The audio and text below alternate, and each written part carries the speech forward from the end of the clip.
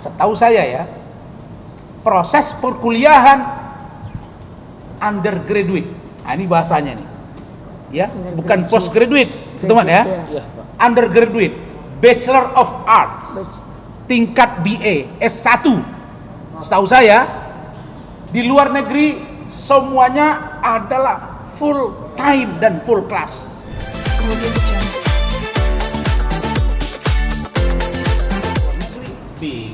Bingung dalam ketawa saya.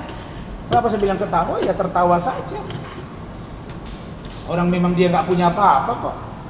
Nah, apa yang saya mau katakan adalah pernyataan dari Iklim Hakim di sini ada dalam chattingannya ke saya mengatakan bahwa semoga ada iklim hakim yang lain yang berani mengungkapkan. Artinya apa? Bahwa memang ada dugaan pelecehan itu dan mereka memang bermasalah itu. Nah tiba-tiba sekarang Iklim bilang tidak ada mengatakan pelecehan, kena malpraktek lah atau mal pengacara. Lalu kemudian ini apa yang dia kirim ke saya nih? Saya ulangi lagi nih. Ini apa ini? Ini dia yang kirim ke saya, ada buktinya. Saya di pesawat kemarin berapa jam itu? Saya capture semua. Upaya bunuh diri. Kalau bukan saya yang datang menenangkan dia, waduh, ini orang barangkali sudah mati. Selesai. Ya, ini ada apa dengan anak ini? Ini akan saya kejar habis. Ya. Jadi saya ini pengacara dilindungi Undang-Undang Advokat nomor 18 tahun 2003. Ya. Pengacara tidak dapat dituntut di dalam atau luar pengadilan sepanjang menjalankan tugas profesinya lah. Saya bekerja itu dalam ruang lingkup sebagai kuasa hukum dia. Pengacara itu kan juru bicara dari klien. Apalagi ada surat pernyataan. Jadi saya minta Pak Dodi, Pak Kabar Eskrim tolong tegur ini, karena dia sudah janji ke saya akan jawab ya, tapi nggak dijawab, tapi sudah ada kita kirim ya, termasuk postingan bahwa saya minta konfrontir ahli dari saya 2 orang yang pakar dan gelar perkara khusus untuk hentikan ini kasus. Karena kalau ini terjadi besok seluruh pengacara bisa kena Pak, termasuk Ibu Ida, termasuk abang saya Bang Egy Sujana. Iya dong. Ya, terang itu ya. Jadi untuk Iklim Hakim ini tidak ada dasar. Dan kata Hotman, saya lihat minggu lalu di Kopi Joni, dia mengatakan bahwa Iklim Hakim sudah dipanggil tanggal 5 Januari. Minta ditunda. Karena memang saya katakan pokok perkaranya memang satu, yang dilaporkan itu saya dengan Iklim Hakim. Saya buka sekarang Instagram Iklim Hakim, foto-foto lama udah dihapus, tapi di saya masih banyak foto-fotonya dan itu bisa dibuka semua digital, ada apa gitu. Kenapa dihapus? Dan di sini ada saya simpan data-data penting itu. Jadi untuk Iklim Hakim dan Hotman, saya sudah katakan semua on proses untuk laporan saya. Untuk laporan saya ya. Untuk laporan saya semua on proses terkait dengan dugaan kebohongan publik yang mereka lakukan. Mereka pacaran? Mereka pada faktanya berpacaran, tapi melempar masalah ke saya dengan dugaan pelecehan seksual. Satu dijawab oleh Hotman mengatakan bukan siapa-siapa, bahkan ribut akan melaporkan, ada di saya semua chattingannya. Loh sekarang mereka ngaku ada pacaran. Siapa yang mempermainkan hukum ini? Ingat tuh, Verdi Sambo sudah dituntut seumur hidup. Tadi Putri Candrawati 8 tahun. Kemarin Ricky Rizal dan Kuat Ma'ruf 88 tahun. Begitu besok diponis, diputus, artinya bersalah. Walaupun belum ingkrah, tapi sudah ada putusan. Artinya apa? Memang polisi sekarang bermasalah. Jadi jangan lagi coba-coba ada kriminalisasi. Yang patut saya duga ya, untuk mengganggu saya. Ya. Jadi untuk Iklim Hakim, saya sudah tracking kau. Ya. Awal kau ketemu saya, kau menangis, makan di hotel mewah bersama saya dan istri saya, dengan seenaknya kau mencabut kuasa dan sebut surat kuasa juga tidak menyebut bahwa ada masalah dengan saya. Anda mengatakan ingin menyelesaikan sendiri masalahnya. Ya. Itu poin yang kedua. Poin yang ketiga, ini wartawan tanya ke saya, "Bang, ini Bang Rasman ini banding atau buat gugatan baru?" Ini yang saya ketawa dengan Hotman gitu. Yang menjelaskan hukumnya bukan si pengacaranya, tapi Richard sama Hotman. Itulah tandanya mereka kolaboratif. Jadi dugaan saya itu dari dulu sudah ada, dan ternyata mereka sekarang kerjasama di Dr. Hen yang punyanya istri Richard, dan terbukti bahwa mereka ada kerjasama. Jadi dugaan saya nggak keliru. Maka saya pantas berhadapan dengan dua orang ini. Nah, karena itu dia mengatakan, "Oh, kamu nggak pandai buat gugatan, lo saya baru menang PT UN kok." Saya bilang berani. Maka saya bilang, "Kau sebaiknya ada masalah hukum kasus yang saya tangani, kau pengacaranya. Baru kita main." Misalnya kemarin dengan Richard Lee, harusnya dia pengacaranya ya Bu. Yeah. Kita head to head dengan dia. Dia nggak berani, saya sudah tantang. Hebatnya apa Hotman ini? Coba saya tanya. Apa hebatnya? Coba, saya datang Kopi Joni, saya beritahu 1 hari sebelumnya nggak nongol. Saya datang ke Atlas Beach Cafe Bali, 1 hari sebelum saya ketemu dia sudah komen bahwa dia ada di Bali. Dia bilang bahwa saya, "Oh, ini sudah ada di sini, tidak ada yang gratis." Ya Allah, saya ini beasiswa S2, S3, cek University Science Malaysia. Mulai dari saya SD, SMP, SMA, saya ini SMA saja sudah saya dapat beasiswa Super Semar. Sudah perintah 11 Maret itu ada beasiswa dari Presiden Soeharto.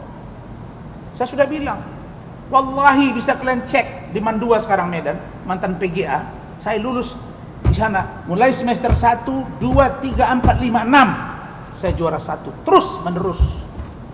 Dan anak saya terbukti sudah 2 cum laude. Yang kemarin dicoba seolah-olah anak saya belum sarjana. Loh, dia menyelesaikan proses perkuliahan akademiknya itu di 3 tahun 2 bulan. Yang kakaknya 3 tahun 5 bulan, dua-dua cum laude. Nih.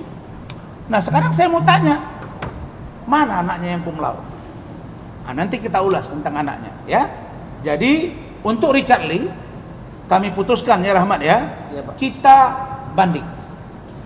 Ya. Walaupun pokok perkaranya tidak disentuh oleh majelis hakim, dia safety play ini hakim. Sudah kita laporkan. Aneh ini tidak diperiksa pokok perkara, di NO dia ya. Iya. Dan harusnya kita- putusan dan NO itu harus putusan selah. Putusan NO itu putusan selah, bukan malah di akhir gitu. Masuk pokok Nah. perkara dulu baru dia Iya. NO. Nah, jadi nanti biar Rahmat yang jelaskan tentang ini ya. Ini dia.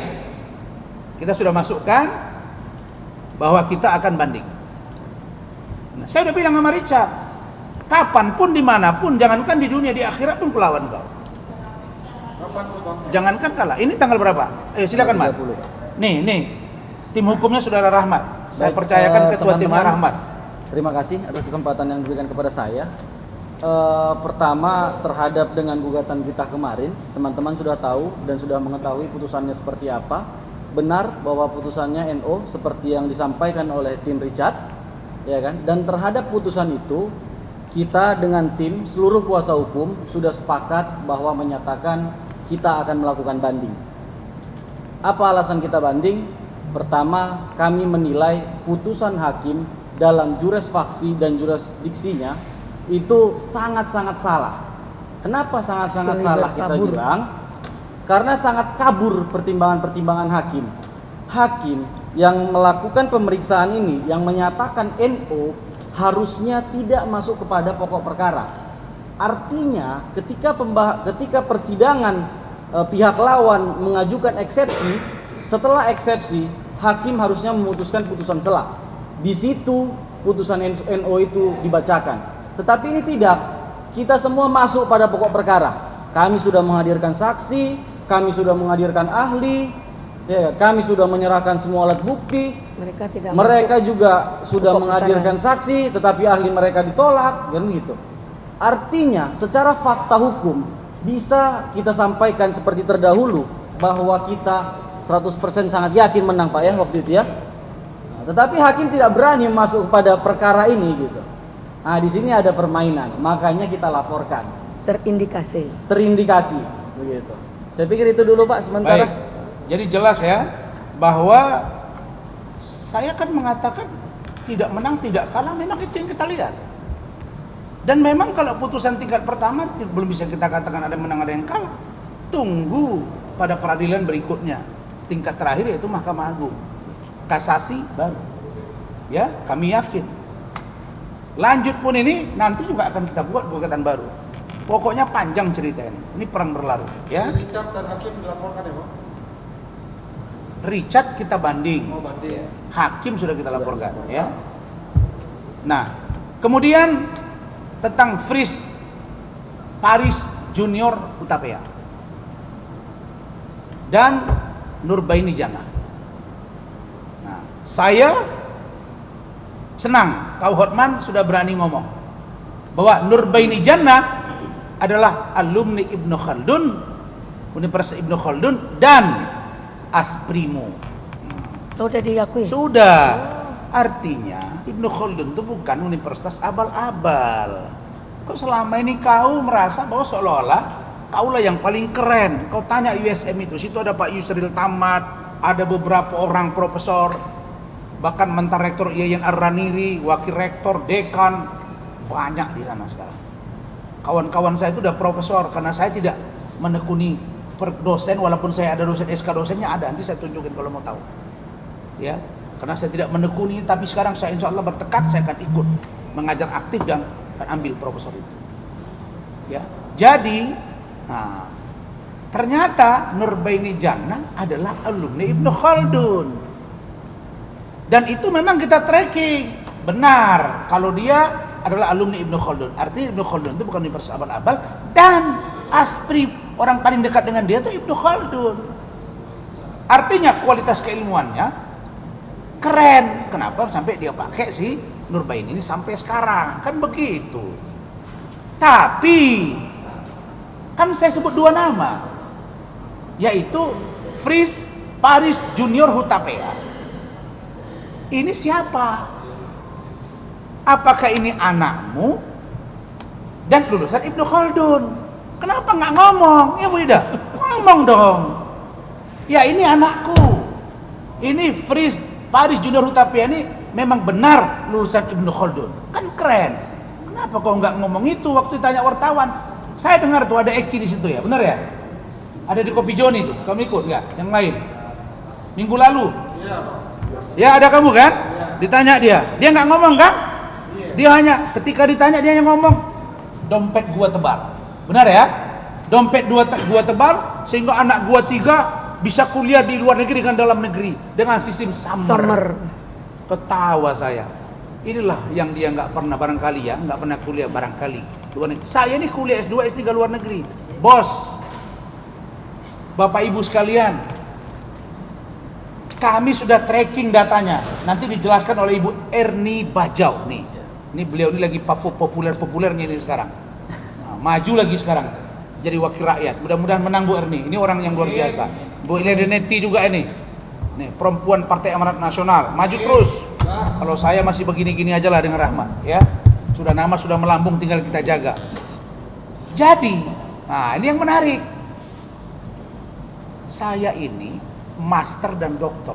Setahu saya ya, proses perkuliahan undergraduate. Nah, ini bahasanya nih. Ya, bukan postgraduate, teman ya. Undergraduate, Bachelor of Arts, tingkat BA, S1. Setahu saya di luar negeri semuanya adalah full time dan full class. Benar gak? Betul. Setahu saya nih, kami sudah bentuk tim. Ya Bu ya, minggu depan kami akan gerak. Nah, nih nanti saya undang kalian. Minggu depan doktoran dan teman-teman akan gerak ke Dikti dan kementerian, men-tracking tentang status perkuliahan, kelulusan alumni ijazah dari saudara Fris Paris Junior Hutapea. Tidak peduli ini anak Hotman atau tidak. Ya kalau memang ternyata tidak anak dia, ya karena ada nama-nama Hutapea, wajar dong saya tracking. Orang Uya-Kuya juga bebas kok mengoreksi saya, datang ke Dikti sana pengen tahu ijazah rasman. Ya kan? Hak setiap warga negara nih, hak nggak ini? Iya. Hak dong untuk mengetahui. Apalagi kita curigai ini anaknya Hotman. Karena dia bilang Ah. biasa itu kan summer. Biasa. Jelas ya? Ya. Nah, setahu saya yang kuliah di sana yang namanya undergraduate atau Bachelor of Arts, LLB. Nah, itu ya gelarnya itu ya. Kami tracking, kita cek tadi itu setingkat BC, BA, S1. Setahu saya itu kuliah full time, bukan part time. Kalau full time, Bu Ernie Bajau sudah tracking. Dia daftar 2017, lulus 2020, ya Bu ya. Oke, di Ibnu Khaldun. Kemudian